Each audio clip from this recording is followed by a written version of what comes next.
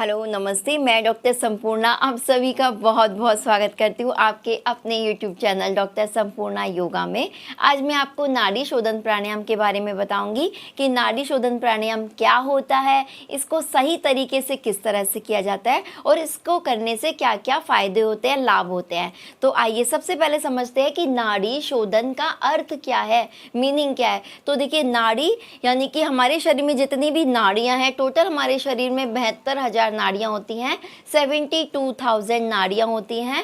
और शोधन माने होता है शुद्धि करना, क्लींजिंग करना, सफाई करना। तो नाड़ी शोधन और प्राणायाम का मतलब तो आपको पता ही है, प्राण का आयाम यानी कि हमारे जो प्राण हैं उनका विस्तार करना, उनको फैलाना। तो नाड़ी शोधन प्राणायाम से हमारे जितनी भी 72,000 नाड़ियां हैं उनकी क्लींजिंग होती है, शोधन होता है, शुद्धि होता है।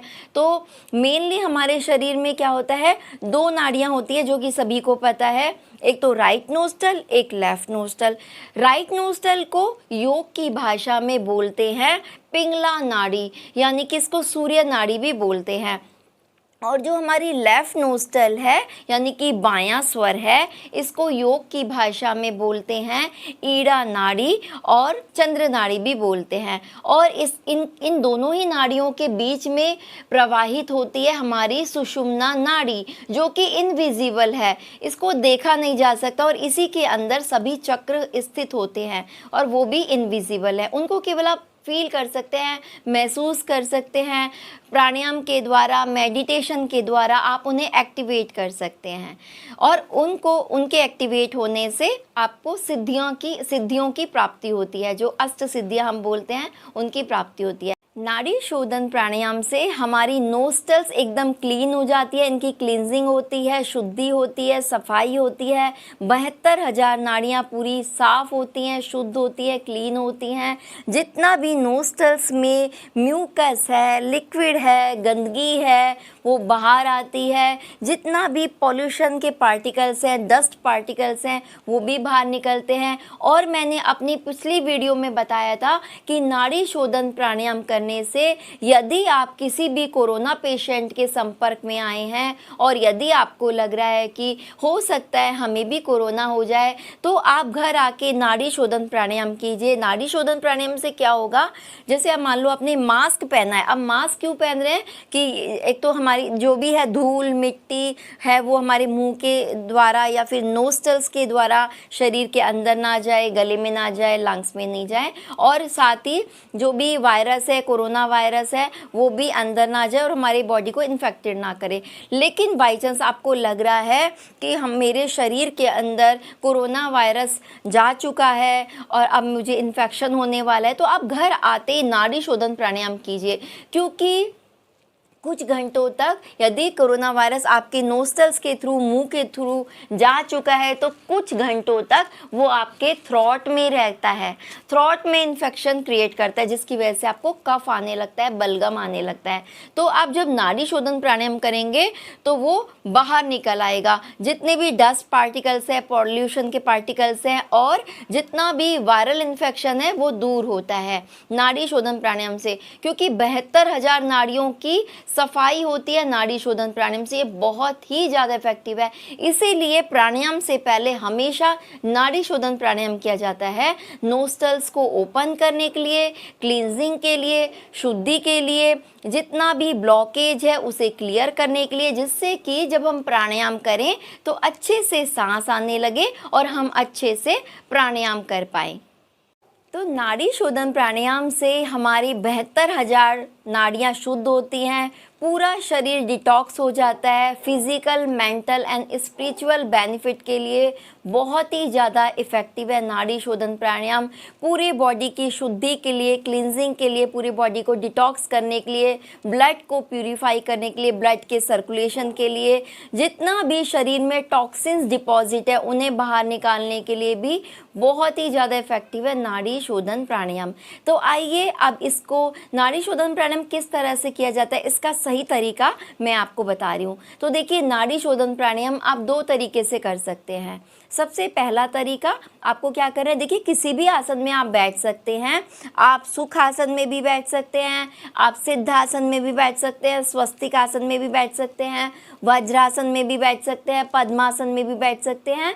और जो लोग मैट पे नीचे नहीं बैठ सकते हैं, जिनको आर्थराइटिस है, घुटनों में दर्द है, जॉइंट्स प्रॉब्लम है, या किसी भी वजह से उनको यहाँ पे मैट पे बैठने में दिक्कत होती है, फर्श पे ज़मीन पे बैठने में दिक्कत होती है, वो चौकी लगा के, मुड्डी लगा के भी बैठ सकते हैं। वो भी पॉसिबल नहीं हो तो चेयर पे भी बैठ सकते हैं, सोफ़े पे बैठ के कर सकते हैं, बेड पे बैठ के कर सकते हैं। जिसकी जैसी सुविधा हो वैसे वो बैठ के कर सकते हैं। तो आइए कैसे करते हैं नाड़ी शोधन प्राणायाम। फर्स्ट तरीका मैं आपको बता रही हूँ, सिंपल तरीका, बहुत इफेक्टिव है। आपको क्या करना है, देखिए इस तरह से हमेशा राइट हैंड यूज़ होगा। राइट हैंड की प्रणव मुद्रा या नासिका मुद्रा आपको बनानी है। देखिए ये जो थंब है, इसके साइड वाली दोनों फिंगर्स यानी कि index finger and middle finger band रहेगी। ठीक है, इस तरह से ये है प्रणव मुद्रा, नासिका मुद्रा। हर प्राणायाम में यही मुद्रा आप बनाते हैं, बनाई जाती है।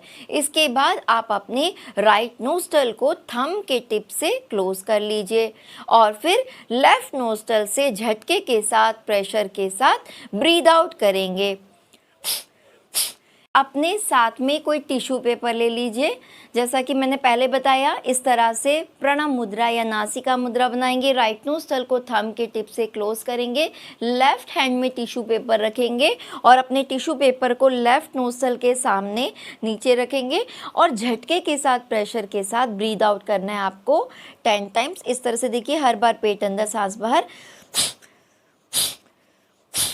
याद रखना है आपको लिप्स को क्लोज करके रखना है, केवल अपनी लेफ्ट नोस्ट्रल से ही ब्रीद आउट करना है, सांस को बाहर छोड़ना है झटके के साथ, प्रेशर के साथ। क्योंकि जब आप झटके के साथ, प्रेशर के साथ छोड़ेंगे तो जो भी कोई लिक्विड है, म्यूकस है, गंदगी है, वो बाहर आ जाएगी और नोस्ट्रल्स ओपन हो जाएगी, क्लियर हो जाएगी।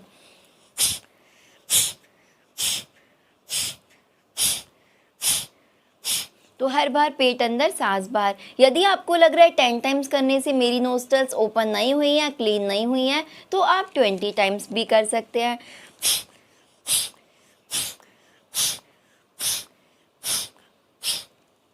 इस तरह से लेफ़्ट नोस्ट्रल हमने क्लीन कर ली। अब इसके बाद अपनी लेफ़्ट नोस्ट्रल को अपने रिंग फिंगर के टिप से क्लोज कर लेना है। इस तरह से देखिए, ये पोजीशन हाथ की रहेगी, ना तो हाथ इस तरह से रहेगा, इस तरह से रहेगा। आपको हाथ में अगर दर्द होने लगता है तो आप इस तरह से कर सकते हैं। आपकी नोज़ के सामने, नोस्ट्रल्स के सामने आपका हाथ नहीं होना चाहिए। यानी कि यदि आप एक्सेल कर रहे हैं तो ऐसा ना हो कि हाथ से टकरा के वही दूषित वायु आपके फेस पे आ रही है वापस।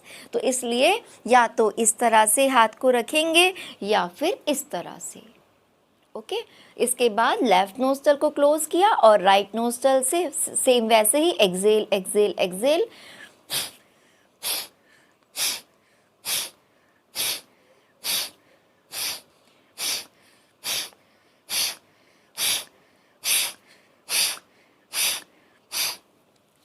तो इस तरह से करना है। देखिए, हमेशा अगर आपको लग रहा है कोई म्यूकस है, लिक्विड है, बाहर आया है, तो इसको साफ कर दीजिए टिश्यू पेपर से। तो आपको टिश्यू पेपर साथ में रखना है, जिससे कि जो भी म्यूकस आए बाहर, लिक्विड आए, ड्रॉप्स आए, वो आपके फर्श पे ना फैले। क्योंकि यदि आपके घर में छोटा बच्चा है और वो घुटनों के बल चलता है, ठीक है, तो फिर वो उसके हाथों में वो लग सकते हैं ड्रॉपलेट्स, तो इसलिए उसको इन्फेक्शन हो सकता है। और बाई चांस आपको कोरोना वायरस है, कोरोना है, तो और भी ज़्यादा नुकसान होगा, हार्मफुल है। क्योंकि ये जो आपके ड्रॉपलेट्स हैं वो पूरे एयर में उड़ते हैं। तो इसलिए बोला जाता है कि प्राणायाम हमेशा खुले वातावरण में कीजिए, है ना, ओपन एयर में कीजिए। और यदि आप बाहर नहीं जा पा रहे हैं, अपने घर में ही कर रहे हैं, इंडोर कर रहे हैं, तो अपने घर में पूरा अच्छे से वेंटिलेशन रखिए, विंडोज़ को ओपन करके रखिए, जिससे कि जो सांस आप एक्सेल कर रहे हैं वो बाहर जा पाए और फ्रेश एयर आपको मिल पाए। ओके, तो और आपको ये ध्यान में रखना है, जब भी आप नाड़ी शोधन प्राणायाम करें तो कोई भी बच्चा या कोई भी फैमिली मेम्बर जस्ट आपके सामने नहीं होना चाहिए, थोड़ा दूर दूर करना है, क्योंकि जो भी आपका म्यूकस निकलता है, ड्रॉपलेट्स निकलते हैं, या फिर आपको वास्तव में ही किसी वायरस से इन्फेक्टेड है, तो जिससे कि वो एक्सचेंज ना होने पाए और संक्रमण ना फैले, इसलिए आपको दूरी बना के रखनी है। और जस्ट सामने किसी को भी बैठा के कोई भी ब्रीदिंग एक्सरसाइज प्राणायाम बिल्कुल भी नहीं करना है। तो मैंने आपको एक तरीका बताया नाड़ी शोधन प्राणायाम का, इसके बाद मैं दूसरा तरीका बता रही हूँ। आपको क्या करना है, अनुलोम विलोम की तरह ही होता है लेकिन काफ़ी डिफरेंट है। देखिए, राइट नोस्ट्रल को क्लोज किया, लेफ्ट नोस्ट्रल से झटके के साथ, प्रेशर के साथ ब्रीद आउट करेंगे। ओके, लेफ्ट नोस्ट्रल से एक्सहेल किया, इसके बाद वापस से लेफ्ट नोस्ट्रल से इनहेल कर दीजिए झटके के साथ, प्रेशर के साथ। इसके बाद लेफ्ट नोस्ट्रल को क्लोज कर लेंगे, राइट नोस्ट्रल से एक्सहेल, देन राइट नोस्ट्रल से वापस से इनहेल, देन राइट नोस्ट्रल को क्लोज करेंगे, लेफ्ट नोस्ट्रल से एक्सहेल।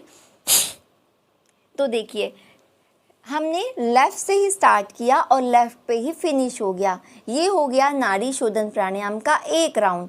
इसी तरह से आपको नाड़ी शोधन प्राणायाम कम से कम 2 मिनट तक करना है। ओके, तो आपको अल्टरनेट नोस्ट्रल से करना है, झटके के साथ, प्रेशर के साथ। और नाड़ी शोधन प्राणायाम थोड़ा झटके के साथ, प्रेशर के साथ होता है तो फास्ट भी होता है, तो इसमें जो सांस की अच्छी खासी आवाज़ होती है, साउंड होती है। तो ऐसा नहीं है, ज़रूरी नहीं है कि आप फटाफट करें, किसी से कंपटीशन करके करें। स्टार्टिंग में यदि आप बिगनर हैं तो थोड़ा आराम से धीरे धीरे कीजिए, उसके बाद आप थोड़ा फास्ट कर सकते हैं।